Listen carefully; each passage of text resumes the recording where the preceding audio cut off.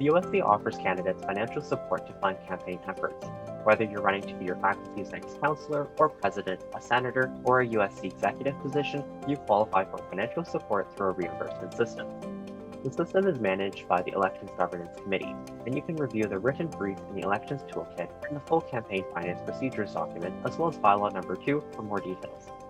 In this video, I'll cover some of the most important things you need to know. But before you run a campaign, you and your team should be reading the financial regulations. If you have any questions, please contact the Elections Governance Committee. The first things first is to learn about candidate bonds. A bond is a deposit that is used to ensure adherence to election policies and can be subject to financial deductions by the Elections Governance Committee. Bonds must be received to be considered an eligible candidate. The bonds for each position are as follows. Presidential candidates, $300, Vice Presidential External Affairs and Vice Presidential University candidates, $50, Senate candidates, $50, Board of Governor candidates, $75, Faculty President candidates, $25, and Divisional candidates, $25. There's also campaign spending limits. Spending limits for candidates' campaign expenses and contributions combined will be as follows. Each presidential candidate has a spending limit of $1,500. Each divisional candidate, excluding faculty president candidates, has a spending limit of $100. Each faculty president candidate has a spending limit of $200, and each vice presidential candidate has a spending limit of $200. The spending limit for Senate and Board of Governor candidates shall be determined by the Secretary of the University.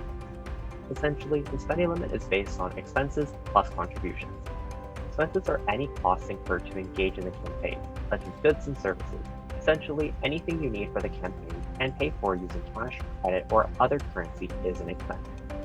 Contributions are any goods, services, or privileges such as rights of use, donated or given to a candidate. Essentially, anything you receive at a discount or for free is a contribution. Contributions must be reported at fair market value, which is the price someone will have to pay in order to obtain the same or similar goods and services. Candidates cannot accept cash as contributions. Candidates must also record the name and contact of anyone who provides a contribution. Also, remember that expenses must be reported at fair market value. This is the publicly available price of a good or service. If you receive an exclusive discount, you must record the expense at market value.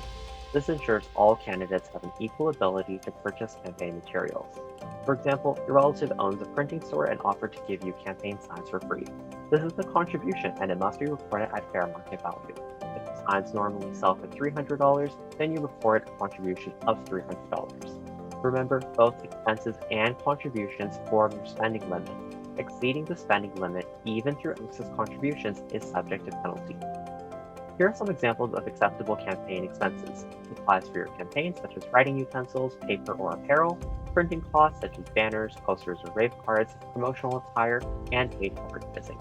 There's also some unacceptable campaign expenses, and these are at the sole discretion of the Elections Governance Committee.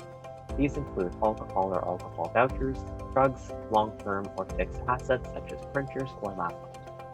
Tracking expenses and contributions must be done using the campaign expense tracker, which is available on westernvotes.com. You must keep your original receipts, as this must be submitted for reimbursement. Late submissions are subject to a penalty of 5% per business day.